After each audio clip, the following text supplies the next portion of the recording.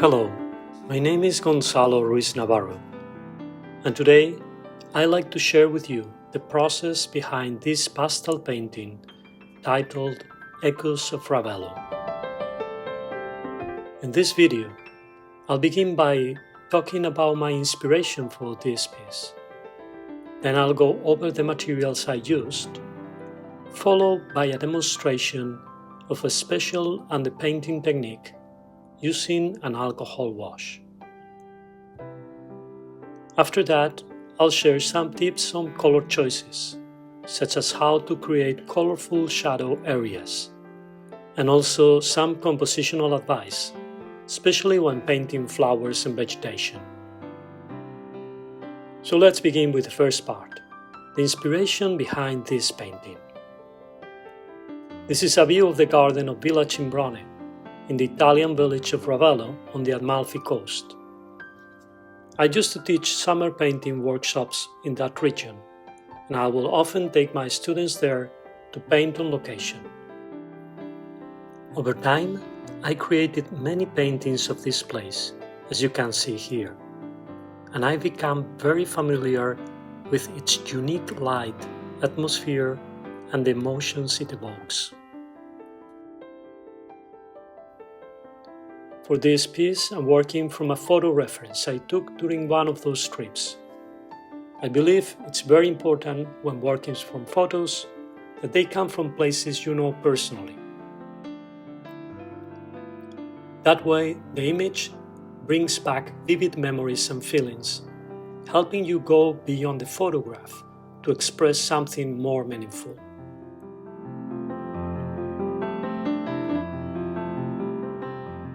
Now let's talk about materials. For this painting, I'm working on Art Spectrum Color Fix sanded paper in a size of 12 by 24 inches. I'm using the white version of this paper, which is especially suitable for the alcohol wash and the painting technique. The surface has a gritty texture that holds pastel well and allows for multiple layers of color without quickly filling the tooth. As for pastels, I'm using a combination of soft and hard pastels. The soft pastels I'm using come from the Sennelier 120 half-stick Paris collection. Sennelier pastels are very soft, creamy, and intensely pigmented, ideal for rich, expressive marks and finishing touches. To balance those, I'm also using Cretacolor pastels from the 72 stick box. These are harder, which makes them perfect for more color control and adding finer lines. Combining both types of pastels, soft and hard, lets you take full advantage of the paper's texture, giving you control, depth, and a wide range of mark-making possibilities.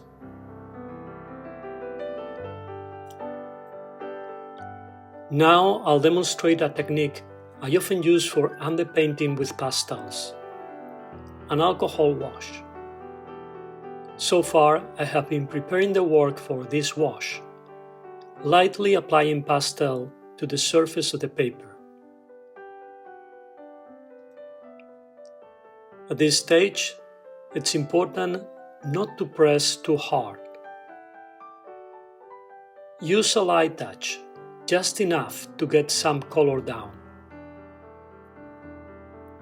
The reason for this is that you don't want to fill the tooth of the paper too early.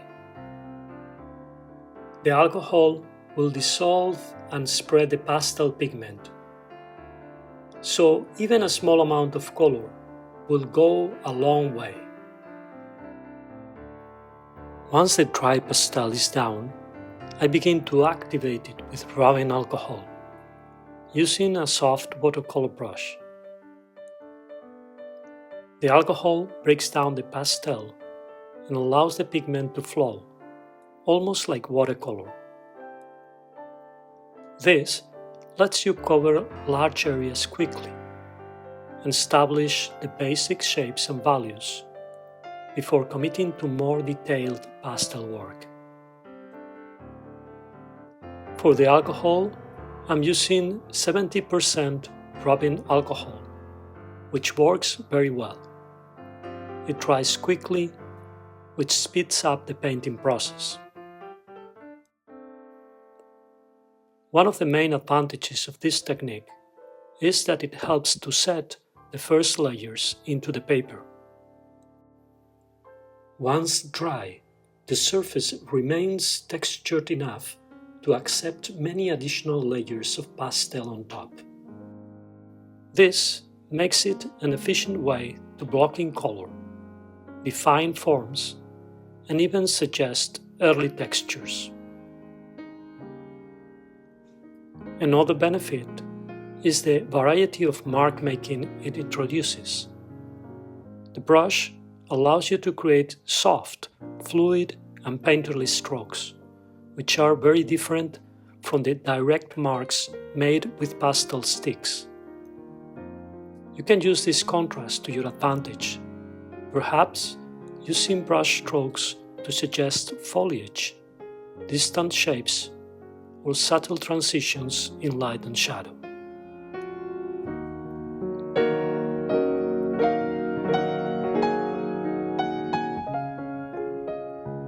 So, to summarize, this underpainting technique helps you establish your composition and values early on, using loose and expressive washes, while keeping the paper receptive for the layers of pastel that will come afterward.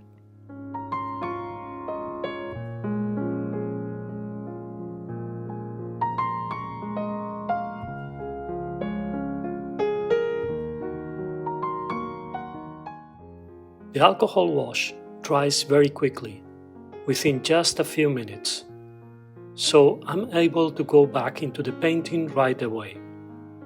When it's dry, I can start building more nuanced color and detail with pastel sticks. I'm beginning here with a geranium plant, adding the pink-red flowers over the greenery established in the underpainting. I didn't include the flowers in the underpainting stage. They were too small and delicate to benefit from that looser technique. So I'm now placing them on top with more precision. One thing to notice is how I vary the marks for each flower. I try not to make them all look the same. Some are more rounded, others more linear or oval shaped, and they point in different directions. When you have multiple similar elements in a composition, introducing variety in shape and position is key to keeping the image lively and believable.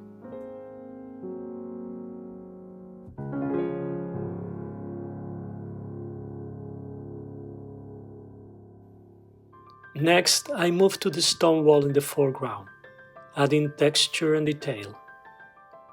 Notice how I am not including the basket in the photo reference, as I think it distracts from the flower pot and the wall, that are the main elements in this area of the painting.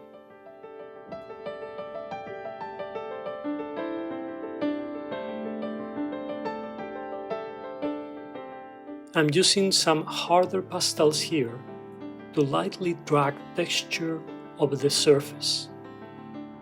This works especially well on top of the dry underpainting, which already created a beautiful textured base.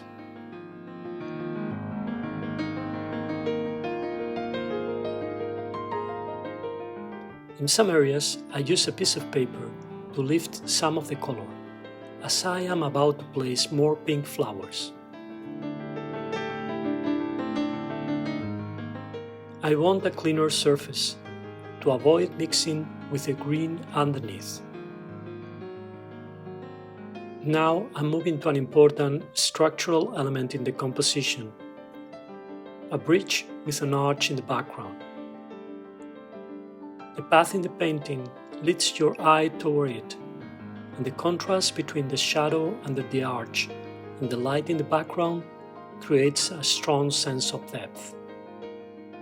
In the reference photo, the bridge is mostly grey, but instead of using just a flat grey, I'm painting it with a mix of subtle colors, blues, greens and reds of the same value. This technique, inspired by the Impressionists, creates a more luminous and vibrant shadow through optical mixing, rather than dulling the area with a single neutral tone. Here I'm refining the stone wall, where some areas are bare and others are covered in vegetation. What's really important is to keep a clear pattern of light and shadow. By keeping those light and shadow areas clearly defined, the scene feels more realistic, like the sunlight is truly hitting some parts, while others are in shade. It's a simple but powerful way to give your painting depth and atmosphere.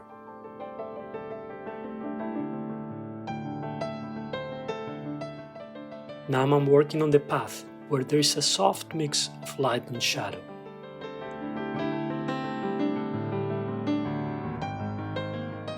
Even though the photo reference shows the shadow mostly grey, I'm using subtle shifts in color, like greens, blues and purples, while keeping the value consistent.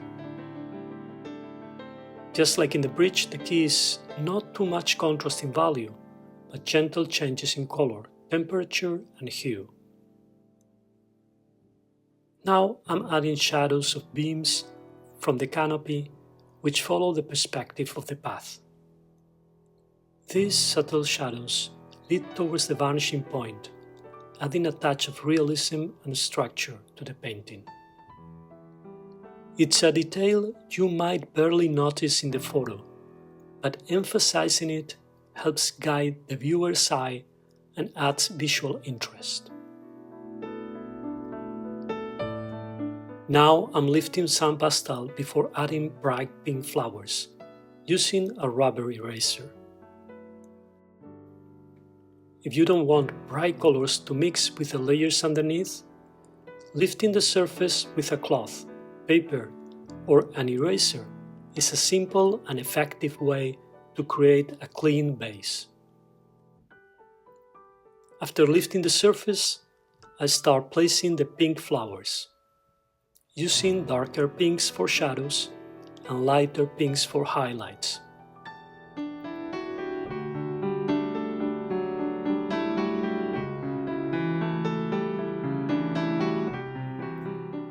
Remember, bright colors really pop when surrounded by darker tones. I usually simplify foliage into 3 values: very dark for hidden areas, middle green for shaded but visible parts, and light green for areas in direct sunlight. Next, I work on the light areas with a variety of greens, mixing cooler and warmer shades.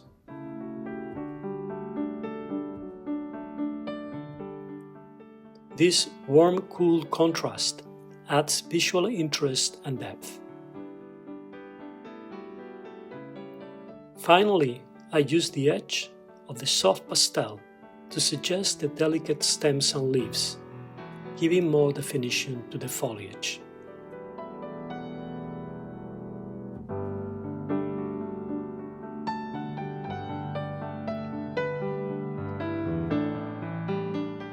I am now focusing on the wall in the foreground. My goal is to keep the areas hit by light very light, but I'm careful not to lighten them too much, since there's already a soft yellowish tone there. Instead of making the light areas lighter, I darken the shadows around them. Often, to make something look lighter, it's more effective to deepen the shadows nearby, which increases the contrast and makes the light pop. I'm also adding small cracks in the wall with a hard pastel, These details help define the texture of the wall and the ivy on top, adding visual interest and giving the foreground more depth.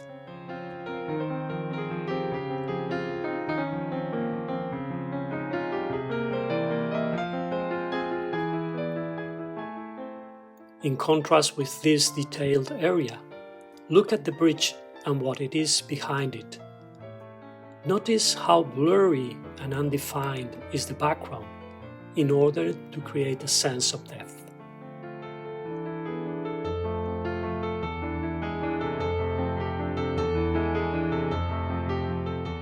Now I'm working again on the geranium flowers in the pot. And this is an important moment because I'm adjusting the composition a bit. In the photo reference, the flowers are mostly scattered and similar, not really grouped. But for a stronger composition, I'm creating clusters of flowers instead. This is a useful tip, not just for flowers, but for other elements, like clouds or trees. When they appear too uniform or isolated, grouping them helps make the composition more dynamic and balanced. So don't be afraid to change what you see in your reference to improve the overall effect.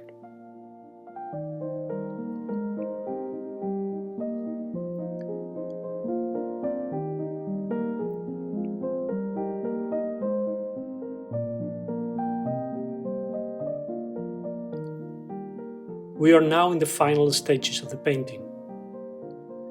Here I'm mostly using hard pastels to add small details, adjust some colors, and soften edges with my finger where needed.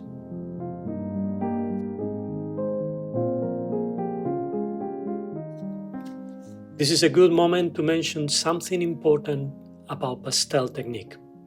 Your touch really matters. A light touch versus a heavy one, using the side or the edge of the pastel, or switching between hard and soft pastels. All of this affects the result.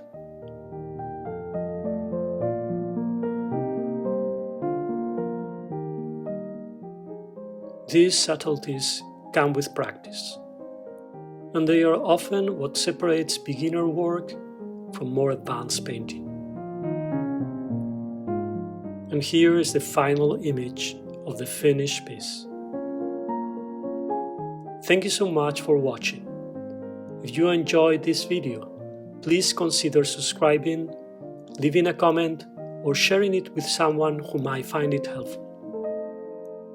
I love to hear your thoughts, and I hope this process has inspired your own work with pastels.